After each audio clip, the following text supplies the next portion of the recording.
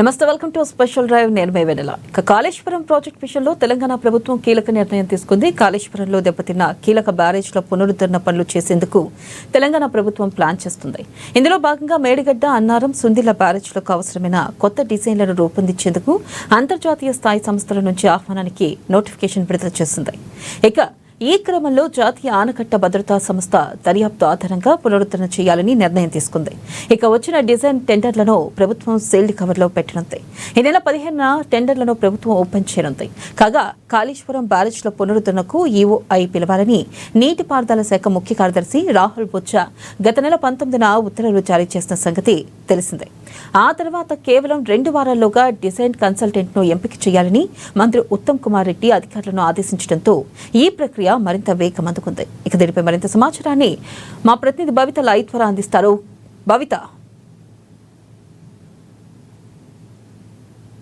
పైన ప్రభుత్వం ఒక కీలక నిర్ణయం తీసుకుందని చెప్పాలి. ఎందుకంటే కాళేశ్వరం ప్రాజెక్ట్ లో ఉన్నటువంటి ఇన్వాల్వ్ అయినటువంటి మేడిగడ్డ, అన్నారం, సుందిళ్ల 3 బ్యారేజీలకు సంబంధించి గత 2023 అక్టోబర్ లో కుంగిన విషయం అందరికీ తెలిసిందే. సో అప్పుడు ఎన్డీఎస్ఏ ఒక ప్రాథమిక నివేదికను సిద్ధం చేసింది, ప్రభుత్వానికి సమర్పించింది. తర్వాత పూర్తి స్థాయిలో ఒక నివేదికను కూడా ప్రభుత్వానికి సిద్ధం చేసింది. వాటితో పాటు కాళేశ్వరం ప్రాజెక్టు సంబంధించి ఇటు ఎన్డీఎస్ఏ, విజిలెన్స్ ఒక సపరేట్ గా అంటే అయితే ప్రభుత్వం ఒక కమిషన్ పీసీ ఘోష్ రిపోర్టు ఇట్లా ఇవన్నీ నివేదికలు కూడా సిద్ధం చేసి ప్రభుత్వానికి ఒక నివేదికను ఇచ్చాయి. అయితే అప్పటి నుంచి ఇప్పటికి కూడా కాళేశ్వరం పైన విచారణకు వస్తాయి. దాంట్లో పూర్తి స్థాయిలో అంటే కాళేశ్వరం మొదటి నుంచి ఎండింగ్ వరకు వాళ్ళ వైఫల్యం చాలా ఉందని చెప్పేసి కూడా అన్ని సంస్థలు పేర్కొన్నాయి. అయితే గత కొంతకాలంగా కూడా కాళేశ్వరం అంశానికి సంబంధించి పూర్తి స్థాయిలో నిర్ణయం తీసుకున్న తర్వాతనే అక్కడ రిపేర్లు మొదలు పెడతామని చెప్పేసి కూడా ప్రభుత్వం చెప్తూ వస్తుంది. కానీ ఇప్పుడు ఉన్నటువంటి సడన్ గా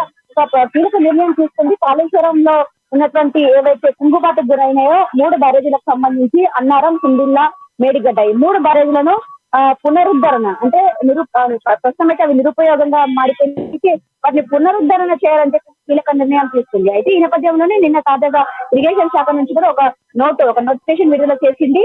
ఏదైతే ఈ 3 బ్యారేజీలకు సంబంధించి పునర్నిర్మాణం కావచ్చు, పునరుద్ధరణ కావచ్చు, ఈ 2 అంశాలపైన ఆ బిడ్లను ఆహ్వానించింది. ఈ నెల 15వ తారీఖు వరకు కూడా ఎవరైనా కూడా దరఖాస్తు చేసుకోవచ్చు. ప్రస్తుతం అవి ఏ పరిస్థితిలో ఉన్నాయి పూర్తి స్థాయిలో అంచనా వేసిన తర్వాత ఒక పునర్నిర్మాణం అయితే ఎంతవరకు దాన్ని పూర్తి స్థాయిలో కంప్లీట్ చేయాల్సి వస్తుంది, ఒకవేళ పునరుద్ధరణ చేస్తే ఎంతవరకు దాని ఎస్టిమేషన్ ఏంటి అన్ని పూర్తి స్థాయిలో ఒకసారి క్రాస్ వెరిఫై చేసుకున్న తర్వాత ఏజెన్సీలకు బిడ్లను ఆహ్వానించింది. అయితే ఈ అంశాన్ని నిన్న ఒక నోట్ ద్వారా విడుదల చేసింది ప్రభుత్వం. నిన్న ఎడ్యుకేషన్ శాఖ నుంచి కూడా నోటిఫికేషన్ జారీ చేసింది. అయితే ఇప్పటికే పూర్తి స్థాయిలో జాతీయ, అంతర్జాతీయ స్థాయిలో ఉన్నటువంటి బిడ్లను కూడా ఆహ్వానిస్తుంది. ఎవరైనా కూడా వీటికి దరఖాస్తు చేసుకోవచ్చు. పూర్తి స్థాయిలో రిపేర్స్ కావచ్చు, అంటే పునరుద్ధరణ కావచ్చు, లేదా పునర్నిర్మాణం చేపట్టడానికి కావాల్సినటువంటి అంశాలన్నిటిని కూడా ఒకసారి దృష్టిలో ఉంచుకొని బిడ్డని ఆహ్వానిస్తున్నాము.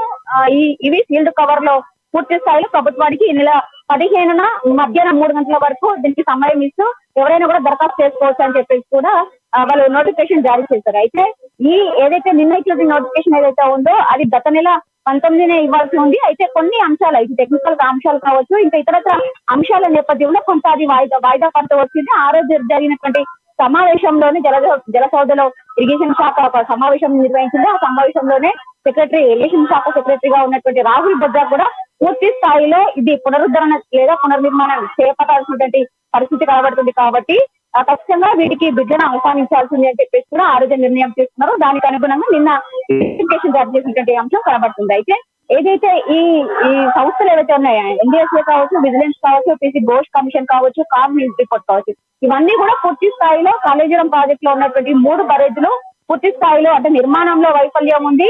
మొదటి నుంచి కూడా ఏదైతే స్థల ఎంపిక నుంచి నిర్మాణం పూర్తయ్యేంత వరకు కూడా చాలా తప్పిదాలు ఇందులో జరిగాయని చెప్పేసి కూడా వాళ్ళ నివేదికలలో పేర్కొన్నారు. అయితే ఇప్పుడు ఏదైతే national dam safety authority NDSA ఇచ్చిన రిపోర్టు ఆధారంగా అయితే ఎన్డీఎస్ఏ ఏదైతే నివేదిక ఇచ్చిందో ఆ నివేదికలో ఎలాంటి అంశాలను పెట్టి ఒకవేళ బ్యారేజీలను అంటే పునర్నిర్మాణం చేస్తే ఎలాంటి అంటే ఎలా చేస్తే ఉపయోగానికి యూజ్ అవుతాయి, లేదంటే పునర్నిర్మాణం చేయాలా, పునరుద్ధరణ చేయాలా కూడా నివ్వినారు. దీనికి అనుగుణంగానే ఇప్పుడు బిడ్డను ఆహ్వానించింది ప్రభుత్వం. అయితే మనం చూస్తున్నాము, ఎందుకంటే గతం నుంచి కూడా అయితే 2023 అక్టోబర్ లో కాళేశ్వరం ప్రాజెక్టు కుంగుబాటుకు గురైంది. అప్పటి నుంచి కూడా వివిధ సంస్థలు విచారణ చేయడము, మొదటి నుంచి కూడా ఏదైతే మేడిగడ్డ నిర్మించడానికి కావాల్సిన స్థల ఎంపికలోనే పూర్తిగా వైఫల్యం చెల్లింది గత ప్రభుత్వం. ఎందుకంటే ఒక ప్రాజెక్ట్ కావచ్చు, ఒక బరేజ్ కావచ్చు నిర్మించేటప్పుడు పూర్తి స్థాయిలో కావాల్సినటువంటి టెక్నికల్ అంశాలు ఏవైతే ఉంటాయో అవన్నింటినీ కూడా ఎగ్జామిన్ చేసిన తర్వాతనే ప్రాజెక్ట్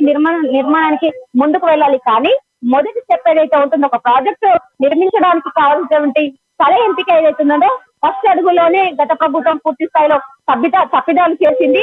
అక్కడ కనీసం సాయిల్ టెస్ట్ చేయకుండా ఈ నిర్మాణం చేపట్టింది కాబట్టి అతి తక్కువ కాలంలో అంటే ప్రాజెక్టు మొదలు పెట్టినప్పటి నుంచి 3 సంవత్సరాలపై ఇంత పెద్ద ప్రాజెక్టు నిర్మించడము, అట్లాంటి స్థల ఎంపికతోనే పూర్తి స్థాయిలో కుంగుబాటుకు గురైనాయని చెప్పేసి కూడా వివిధ సంస్థలు వాళ్ళ రిపోర్ట్ లో తేల్చి చెప్పినాయి. అయితే ఎన్డీఎస్సీ ఏదైతే నివేదిక ఇచ్చిందో ఆ నివేదికకు సంబంధించినటువంటి అంశాలన్నిటిని కూడా చూసుకోవడంతో పాటు ప్రస్తుతం అక్కడ బ్యారేజ్ దగ్గర ఉన్నటువంటి పరిస్థితులు ఏంటి అంటే దాదాపుగా 2 సంవత్సరాలు అంటే వచ్చే నెలకి 2 సంవత్సరాలు పూర్తి కావస్తుంది. ఎందుకంటే ఆ బ్యారేజ్ కుంగిపోయి అప్పటి నుంచి కూడా అది నిరుపయోగంగా మారింది.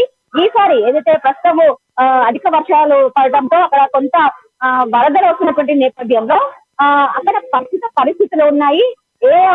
ఎంత మేరకు తోడ్పడతాయి, బ్యారేజ్ ఎంతవరకు ఉపయోగపడుతుంది, పునర్నిర్మాణం చేయాల్సి వస్తుందా, పునరుద్ధరణ చేయాల్సి వస్తుందా, ఈ అంశాలన్నిటిని కూడా చూసుకోవాలని చెప్పేసి కూడా ఇప్పటికే ప్రభుత్వం సూచించినటువంటి నేపథ్యం అయితే కనబడుతుంది. అయితే మొన్న ఏదైతే తాజాగా ఏజెన్సీలను పిలవక ముందే పూర్తి స్థాయిలో మళ్ళా ప్రాజెక్ట్ పునరుద్ధరణ చేయాల్సి వస్తే కనుక మళ్ళొకసారి అక్కడ టెస్టులు చేయాల్సి వస్తుంది. అయితే ఆ ప్రాజెక్టు సంబంధించిన బరాజులకు సంబంధించి వర్షాకాలంకు ముందు ఉన్నటువంటి పరిస్థితులను ఎగ్జామిన్ చేయాల్సి వస్తుంది. వర్షాకాలం అంటే వరదలు వచ్చిన తర్వాత పూర్తి స్థాయిలో వరదలు తగ్గుముఖం పట్టిన తర్వాత దాన్ని ఎగ్జామిన్ చేయాల్సి వస్తుంది. అయితే ముందు చేయాల్సినటువంటి పరీక్షలన్నిటి కూడా ఇప్పటికే పూర్తి చేసింది. అయితే ఇప్పుడు వర్షాకాలం తర్వాత చేయాల్సినటువంటి పరీక్షలు మాత్రం పెండింగ్ లో ఉన్నాయి. అవి చేయాల్సిన తర్వాతనే పూర్తి స్థాయిలో అంటే ప్రాజెక్ట్ ను పునర్నిర్మాణం చేయాలా, పునరుద్ధరణ చేయాలా, ప్రభుత్వం అంటే వచ్చినటువంటి బిడ్లకు సంబంధించినటువంటి ఏదైతే ఆహ్వానం పలికిందో వాళ్ళు తీసుకునేటువంటి నిర్ణయం. అయితే భవిత మీరు అన్నట్టు చూసుకున్నట్టయితే ఆల్రెడీ వర్షాకాలకు ముందు అధికారులు అయితే పరిశీలించారు. మరి ఈ నేపథ్యంలో కనుక చూసుకున్నట్టయితే ఇటు నవంబర్, డిసెంబర్ లో కూడా వరదలు కొనసాగే అవకాశం ఉన్నట్లుగా తెలుస్తుంది. మరి ఎప్పుడు పరీక్షలు చేయనున్నారు? అలాగే మీరు బిడ్లను కూడా పిలిచారు. అయితే ఈ పరీక్షలు పూర్తయ్యి ఇటు పునరుద్ధరణ కానీ లేకపోతే మళ్ళీ పునర్నిర్మాణం చేయడమే కానీ ఎంత సమయం పట్టే అవకాశం ఉందంటారు? పూర్తి స్థాయిలో ఇప్పటికే బిడ్లను ఆహ్వానించడానికి ఒక నిన్ననే నోటిఫికేషన్ జారీ చేసింది. దాదాపు ఈ రోజుకి ఇంకా 15 రోజుల గడువు కూడా ఉంది. అయితే ఏదైతే బిడ్డను ఆహ్వానించిందో వాళ్ళు కూడా ఎవరైతే టెండర్లు వేసేటువంటి వాళ్ళు ఎవరైతే ఉన్నారో వాళ్ళు పూర్తి స్థాయిలో అక్కడ బరాజుల పరిస్థితి తెలుసుకున్న తర్వాతనే బిడ్లను అంటే వాళ్ళు ఇచ్చేటువంటి నోటిఫికేషన్ బిడ్లను ఏదైతే టెండర్లు వేస్తారో ఫీల్డ్ కవర్ లో ప్రభుత్వానికి సమర్పించాలని చెప్పేసి కూడా చెప్పినట్టు నేపథ్యం కనబడుతుంది. అయితే ఏదైతే వర్షాకాలం తర్వాత చేయాల్సినటువంటి ఎగ్జామిన్ పరీక్షలు ఏవైతే ఉన్నాయో ప్రస్తుతం వరదల నేపథ్యంలో అక్కడ కొంత సమయం పట్టే అవకాశం ఉన్న నేపథ్యం అయితే కనబడుతుంది.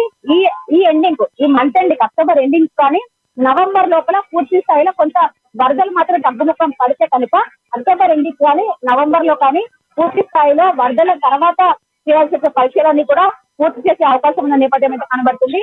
ఈ 15 తర్వాత ఏదైతే ఈ 15 అంటే అక్టోబర్ 15 మధ్యాహ్నం 3 గంటల వరకు బిడ్లను ఆహ్వానించడానికి ఒక టైం కేటాయించింది. కాబట్టి ఆ టైం కేటాయించిన తర్వాత పూర్తి స్థాయిలో వాళ్ళు ఇచ్చినట్టు ఫీల్డ్ కవర్ లో ఉన్నటువంటి అంటే ఏజెన్సీస్ కావచ్చు, ఏదైతే టెండర్లు వేసినటువంటి వాళ్ళు కావచ్చు, ఇండివిజువల్స్ కావచ్చు, ఏజెన్సీస్ కావచ్చు, ఎవరైనా కూడా ప్రాజెక్టు నిర్మాణానికి కావాల్సినటువంటి టెండర్లు ఏవైతే అంటే వాళ్ళు ఎంత మేర ఎస్టిమేషన్ వేసి ఆ బిడ్లను అంటే ఏదైతే టెండర్లు వేశారో వాటిని అన్నింటినీ కూడా పూర్తి స్థాయిలో పరిశీలించిన తర్వాతనే ఇక్కడ సైడ్ చేయాల్సిన టెస్టులన్నింటినీ కూడా పూర్తి స్థాయిలో అయిపోయిన తర్వాతనే ప్రాజెక్టు మళ్ళొకసారి పునర్నిర్మాణం కావచ్చు, పునరుద్ధరణ చేయాల్సినటువంటి అంశాలు ఏవైతే చేయాల్సి వస్తుందో వాటి అప్పుడు చేసే అవకాశం ఉన్న నేపథ్యం అయితే కనబడుతుంది. Right, thank you Bhavitha.